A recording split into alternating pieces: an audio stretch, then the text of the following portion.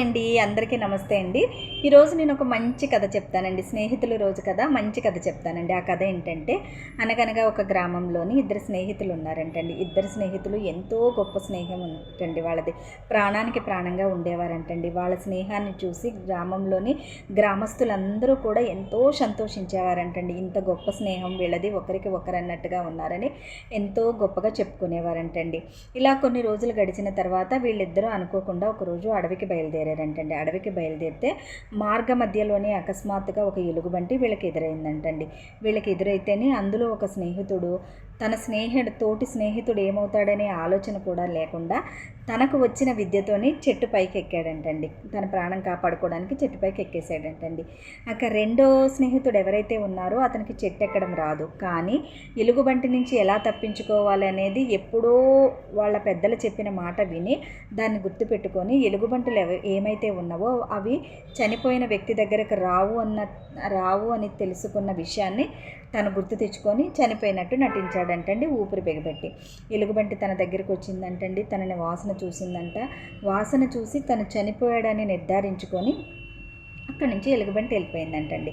ఎలుగుబంటి వెళ్ళిపోయిన తర్వాత చెట్టు పైన ఉన్న స్నేహితుడు కిందకి దిగి ఈ రెండో స్నేహితుడిని ఇలా అడిగాడంట, ఒరే ఎలుగుబంటి నీ దగ్గరకు వచ్చి నీ చెవిలో ఏదో చెప్పింది, ఆ చెప్పిన విషయం ఏంటో నాకు చెప్పవా అని అడిగాడంటండి. ఆ మాటకి ఈ రెండో స్నేహితుడు ఎవరైతే ఉన్నారో రెండో స్నేహితుడు చిన్నగా నవ్వి ఇలా అన్నాడంటండి, నిన్ను ఆపదలో వదిలి వెళ్ళిన వాడు ఎవరైతే ఉన్నారో వాళ్లను నువ్వు స్నేహితులు అని ఎప్పుడూ భావించుకో అని చెప్పింది అని చెప్పాడంటండి రెండో స్నేహితుడు మొదటి స్నేహితుడికి. నిజమేనండి, జీవితంలో కూడా మన సంతోషాల్లో చాలామంది ఉంటారండి. మనం సంతోషంగా ఉన్నప్పుడు చుట్టాలు కానీ బంధువులు కానీ స్నేహితులు కానీ ఎంతోమంది ఉంటారండి. వాళ్ళని మన స్నేహితులని బంధువులని ఎప్పుడు మనం అనుకోకూడదండి. నిజమైన స్నేహం అనేది ఎలా ఉంటుందంటే అండి, కష్టాలలో ఉన్నప్పుడు నీ కష్టాలలో నేనున్నాను, నీకు అండగా నేనున్నానని మనం చెయ్యి పట్టి నడిపించి మనకు తోడుగా మనతో పాటు ఎవరైతే నడుస్తారో, మన బాధను ఎవరైతే తన బాధగా భావించి మనతో పాటు తన బాధను పంచుకొని మనల్ని ఆ బాధల నుంచి విముక్తులను చేసి మన కష్టాన్ని తన కష్టంగా తీసుకొని మనల్ని ఓదార్చుతారో వాళ్ళే నిజమైన స్నేహితులండి. ఇప్పుడు స్నేహం ఎలా ఉందంటే అండి, అవసరానికి ఒకలాగా, అవసరం తీరిన తర్వాత ఒకలాగా.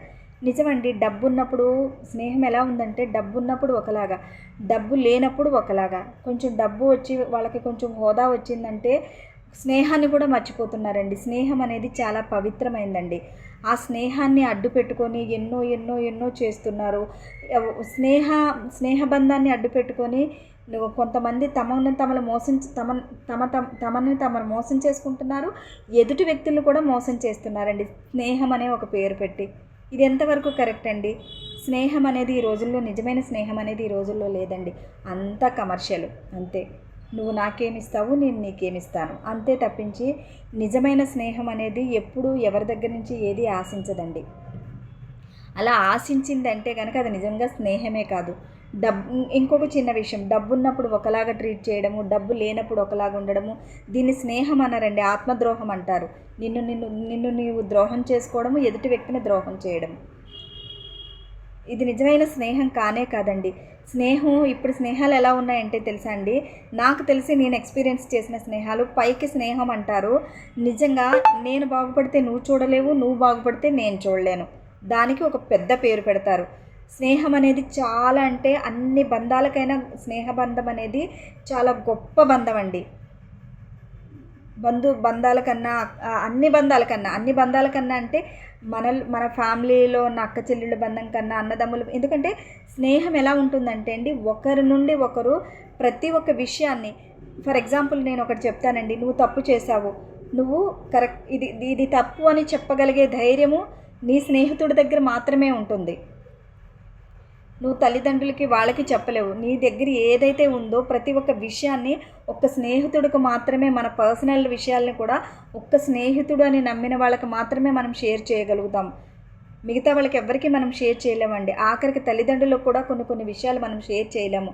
అక్క చెల్లెళ్ళకు కూడా మనం కొన్ని విషయాలు షేర్ చేయలేము. అన్నదమ్ములకు కూడా కొన్ని విషయాలు మనం చెప్పలేము. కానీ స్నేహితుడికి ప్రతి ఒక్కటి మనం చెప్పగలుగుతాము. అదే స్నేహం అండి.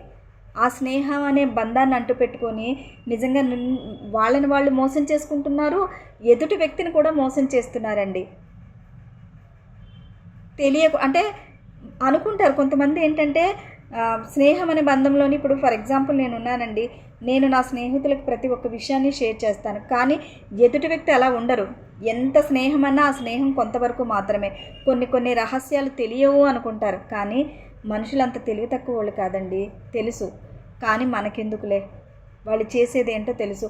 ఒక్కసారి చెప్తాము తప్పని, 2 సార్లు చెప్తాము నువ్వు చేసేది తప్పని, మూడోసారి మనం చెప్పం కదా. నీ ఇష్టం అనుకుంటాం అంతే.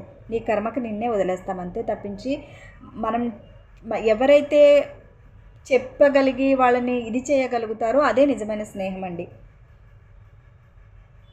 ఒక చోట ఉండి ఇంకొక చోట ఉన్నానని చెప్పడము, ఒక చోటకి వెళ్ళి ఇంకొక చోటకి వెళ్తున్నానని చెప్పడము, దీన్ని స్నేహం అంటారండి, మోసం అంటారు. నిజంగా ఇది మోసమేనండి, స్నేహం కాదు. స్నేహం అంటే ప్రతి ఒక్కటి, నేను ఎవరి దగ్గరికి వెళ్తున్నా, నేను ఎక్కడికి వెళ్తున్నా, నేనేం చేస్తున్నా అవన్నీ కూడా షేర్ చేయగలగాలి. దాన్ని స్నేహం అంటారు. స్నేహంలో నిజాయితీ ఉంటుందండి.